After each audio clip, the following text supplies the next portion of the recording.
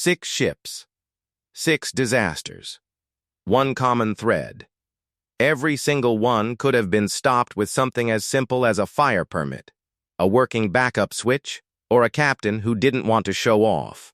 By the end of this video, you'll understand how a cigarette butt did more damage than most house fires, why years of welded-over cracks sank a legendary ocean liner, and how one captain's ego turned into a $2 billion bill and 32 graves.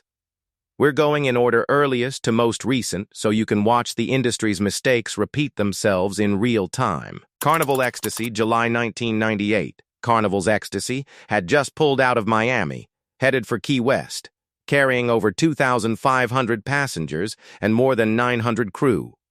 Nothing about the day suggested trouble. Below decks, that changed fast.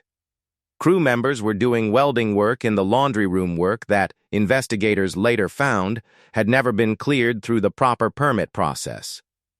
Sparks from that welding caught a buildup of lint inside the ventilation ductwork. The fire used the ducts as a highway, traveling straight to the aft mooring deck, a space packed with thick polypropylene mooring rope.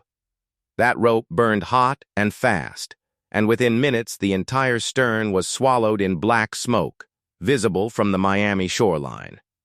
The fire cooked through electrical cabling and knocked out both propulsion units and part of the steering system. Ecstasy went dead in the water a few miles off one of the busiest coastlines on Earth. 6 tugboats scrambled to reach her, dousing the stern while crews fought the blaze from inside. It took roughly 4 hours to declare it under control. Around 22 people treated for injuries, mostly smoke inhalation. None fatal. But the financial damage burned out cabins, buckled steel decking. A wrecked propulsion system topped $17 million, and Carnival ended up eating tens of millions more in canceled sailings and lost earnings that quarter. Federal investigators later put it plainly, this was preventable. No permit for the welding, no fire suppression on that mooring deck, and years of lint buildup nobody had flagged. Carnival's response was a genuine overhaul, new fire suppression on mooring decks fleet-wide, backup electrical routing so a single failure couldn't kill propulsion again. SS Norway, May 2003. To understand this one, you have to know what the ship used to be. She was launched in 1962 as the SS France, one of the last of the great transatlantic ocean liners. Built for an era when crossing the Atlantic by sea was still glamorous. When that era ended, Norwegian Cruise Line picked her up in 1979 for about $18 million, essentially scrap value, and poured over $120 million into rebuilding her as the SS Norway. The problem was buried in her engine spaces. Norway ran on old-school high-pressure steam boilers, each one holding around 20 tons of water, heated past 500 F, and pressurized to nearly 900 pounds per square inch. By the late 90s, those boilers were decades old, and they were cracking. This wasn't a surprise to anyone on board. NCL's own engineers had been raising alarms for years, reporting fatigue cracks, patching them with repeated weld jobs, warning that the ship's demanding turnaround schedule was forcing crews to heat and cool the boilers too fast, stressing metal that was already failing. On the morning of May 25, 2003, hours after docking in Miami following a Caribbean run, boiler No. 23 gave out. It ruptured, releasing superheated steam and debris directly into crew quarters next to the engine room spaces where off-duty crew were sleeping. 8 crew members died. Roughly 17 more were hurt. Every one of the more than 2,100 passengers on board was untouched. The entire cost was paid by the people who kept the ship running. Federal investigators tore apart NCL's maintenance history and found exactly what the engineers had been warning about: fatigue cracking that had been patched, not fixed, for years. Norwegian Cruise Line pleaded guilty to gross negligence, paid a $1 million criminal fine, and paid out roughly $14 million more in restitution. Families who tried to sue found their claims routed into private arbitration because of language buried in crew employment contracts. The ship herself never sailed again. Too expensive to repair, she sat moored in Germany for years, while enthusiasts campaigned to save her. In 2008, she was beached and scrapped at Alang, India, one of the last ocean liners of her kind, gone for parts. Total losses, including the wrecked ship and the settlement, land somewhere north of $140 million, though no dollar figure covers what was actually lost that morning. Star Princess, March 2006. At around 3 a.m. On March 23, 2006, the Star Princess was cutting through the Caribbean between Grand Cayman and Jamaica with nearly 2,700 passengers and over 1,100 crew aboard. On one balcony, a dropped or flicked cigarette was quietly smoldering against the furniture. Nobody noticed for close to 20 minutes. Then it caught, and what happened next became a textbook case study in how not to design a cruise ship exterior. The wind of a moving vessel fed the flames, and they jumped balcony to balcony through plastic partitions that ignited almost on contact. In under 6 minutes, the fire had climbed 2 full decks. The reason it spread that fast? In 2006. Cruise ship balconies simply weren't held to the same fire codes as the interior. No sprinklers out there, no smoke detectors, no fire-rated materials. Just combustible furniture and plastic dividers, one after another, in a row. Passengers woke to alarms and smoke-filled corridors. Richard Liffridge, a 75-year-old retired Air Force veteran from Georgia, collapsed and died from cardiac arrest linked to the smoke. 11 other people were injured. It took the crew close to 90 minutes to fully knock the fire down, hampered the entire time by balconies that were nearly impossible to reach from the outside. When the smoke cleared, around 150 cabins scorched or destroyed across multiple decks, dozens more damaged by water and smoke. Every passenger got a full refund plus flight costs home, and the ship was out of commission for close to 2 months. Princess and parent company Carnival Corporation put total losses in the range of $40 million. The real impact went beyond one ship's balance sheet, though. Investigators built a replica balcony afterward and set a single towel alight on a chair, timing how fast it spread. The partition was fully ablaze in under 2.5 minutes. That test became the reason international maritime fire codes were rewritten for balcony construction industry-wide, and cruise lines began retrofitting tens of thousands of balconies across their fleets. Princess also banned smoking on cabin balconies entirely going forward. Sea Diamond, April 2007. Every disaster on this list eventually got resolved, repaired, scrapped, settled, closed out. This one hasn't. It's still sitting on the seafloor right now, in one of the most photographed places on the planet. On April 5, 2007, the Sea Diamond was approaching Santorini with almost 1,200 passengers and close to 400 crew aboard, sailing into the caldera, the flooded crater of an ancient volcano, ringed by cliffs and famous for water so deep it looks black. It's one of the most dramatic approaches in cruising, and also one of the least forgiving. In calm weather, broad daylight, around 4 p.m., the ship struck a charted volcanic reef near Nea Kameni. What exactly went wrong is still disputed. The operator argued for years that official Greek naval charts placed the shallows incorrectly, while prosecutors argued the captain simply sailed too close to shore. Either way, the hull tore open, seawater flooded in, and the ship began listing up to 12 degrees. What followed was a 3.5-hour evacuation using rope ladders down the ship's side, with close to 1,600 people shuttled to shore while tourists watched from clifftop restaurants above. Ironically, the ship's old bones as a converted Baltic ferry helped some passengers, including a group of American students, escaped down the old vehicle ramp straight onto rescue boats. 2 people were never found: a 45-year-old French passenger and his 16-year-old daughter, whose cabin sat on a lower deck right where the water came in. Their bodies were never recovered.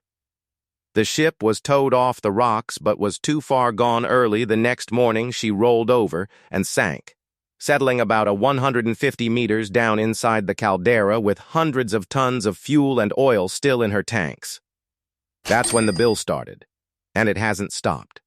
Insurers paid roughly $55 million for the total loss of the ship. Greek authorities fined the owners, operator, and captain more than €1 million for pollution. The captain was sentenced to 12 years, later reduced on appeal, and even a classification society inspector who had certified the ship seaworthy was convicted alongside him. Then came the number that dwarfs everything else.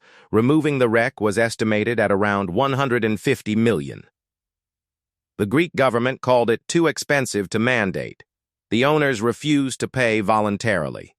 So the Sea Diamond is still down there, still slowly corroding, still leaking small amounts of oil that floating containment barriers catch on the surface, as recently as 2026, 19 years after she sank. Greece's highest court hit the owners with several million more in unpaid wreck fees. Total financial exposure from this one wreck now runs past $200 million, and the meter is still running. Carnival Splendor, November 2010. Around 6 a.m. On November 8, 2010, the Carnival Splendor was 2 days into a Mexican Riviera cruise, roughly 55 miles off Baja California, carrying close to 3,300 passengers and over 1,100 crew. Deep in the aft engine room, one of the ship's 6 diesel generators failed catastrophically, and fire broke out around it. On paper, this shouldn't have been a crisis. Splendor's power came from 6 generators split across 2 separate engine rooms specifically, so a single failure couldn't take down the whole ship. But the heat from the fire melted overhead cabling and damaged the switchboard room, and the systems meant to automatically shift power to the healthy engine room simply didn't. A backup that existed for exactly this scenario failed the one time it mattered. The result? A 113,000-ton floating hotel with no propulsion, no air conditioning, no working elevators, no hot food service, and toilets that stopped flushing drifting in the Pacific with more than 4,000 people aboard. Because there was no quick way to bring the ship home. The crisis dragged out over days rather than hours. The U.S. Navy diverted the aircraft carrier Ronald Reagan to airlift emergency food supplies onto the ship by helicopter, and because cases of spam were among the deliveries, the press instantly branded it the Spam Cruise, an image that stuck even though Carnival maintained the spam itself was never actually served to guests. For 3 days, tugboats hauled the dead ship toward San Diego. Passengers received full refunds, travel reimbursement, and free future cruises. But the real bill came after. Splendor was out of service for over 3 months, forcing Carnival to cancel 11 sailings and rebook roughly 47,000 guests. Carnival's own estimate of its losses came in around $65 million. Mexican ports the ship never got to visit lost an estimated $20 million plus in tourist spending. And the Port of Los Angeles absorbed millions more in lost business. All told, 1 generator failure and 1 dead backup system produced a bill in the ballpark of $100 million.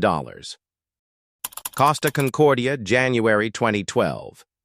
This is the one that dwarfs every other disaster on this list, combined a story of pure ego colliding with 4,200 lives. On the night of January 13, 2012, the Costa Concordia, a 114,500-ton, $612 million ship carrying over 4,200 passengers and crew, was sailing off the Tuscan island of Giglio, well off her planned course. Captain Francesco Schettino had steered her toward the island to perform a sail past a close high-speed pass meant to put on a show for people watching from shore. Reportedly done partly as a favor to a retired captain and a crew member with local ties. He was running this maneuver at night, at close to 16 knots, navigating essentially by eye. The ship came in too close. A submerged rock tore a gash roughly 175 feet long along the port hull, ripping open 5 watertight compartments in seconds. Seawater flooded the engine rooms almost immediately, killing propulsion and power, and the ship began drifting in the dark. What happened next turned a maritime accident into a criminal case. For over an hour, passengers were told almost nothing, informed only of a vague electrical problem, and told to return to their cabins while the ship visibly listed and furniture slid across the decks. Some passengers learned more from panicked calls to family on shore than from the crew standing next to them. The general emergency alarm wasn't sounded until more than an hour after impact, by which point the ship had drifted back toward Giglio, grounded on rocks, and begun rolling onto her side. The evacuation that followed was chaos. Lifeboats on the high side of the list couldn't be launched. Crew gave conflicting instructions in multiple languages, and passengers climbed down the exposed hull or jumped into freezing January water while helicopters pulled people off through the night. And Captain Schettino left the ship, ending up in a lifeboat headed for shore while hundreds of his passengers were still trapped aboard. In a now infamous recorded phone call, an Italian Coast Guard officer ordered him to get back on board and coordinate the rescue. He never did. He later claimed in court that he hadn't abandoned ship at all, he'd simply tripped and fallen into a lifeboat. 32 people died that night, and in the days that followed. The salvage operation that followed was the largest in maritime history. Crews spent weeks pumping out over 2,000 tons of fuel to prevent an environmental disaster in a protected marine sanctuary. Engineers then built an artificial underwater platform bolted to the seabed beneath the wreck. And in September 2013, more than 500 specialists from 24 countries executed a parbuckling operation, slowly rotating the capsized 114,000 tons hull upright, using dozens of cables and hydraulic jacks over roughly 19 hours. 10 months after that, flotation tanks lifted the refloated wreck for the tow to Genoa, where she was scrapped by 2017, more than 5 years after she struck the rock. The final numbers are almost hard to process. The salvage alone cost an estimated $1.2 billion, the most expensive maritime salvage ever recorded. Add the total loss of the ship, passenger compensation, environmental cleanup, and legal costs, and the full bill lands around $2 billion, more than 3 times what it cost to build the ship in the first place. Schettino was convicted of manslaughter and abandoning his passengers, and sentenced to 16 years. 6 ships. 6 completely different failures: welding sparks, a cracked boiler, a cigarette, a dead backup switch, a charted reef, and 1 captain's ego. Add it all up and you're looking at billions of dollars in damage and dozens of lives that a working fire permit, an honest repair log, or a captain who followed his own course plan could have saved. Thank you for watching, and I'll see you in the next video.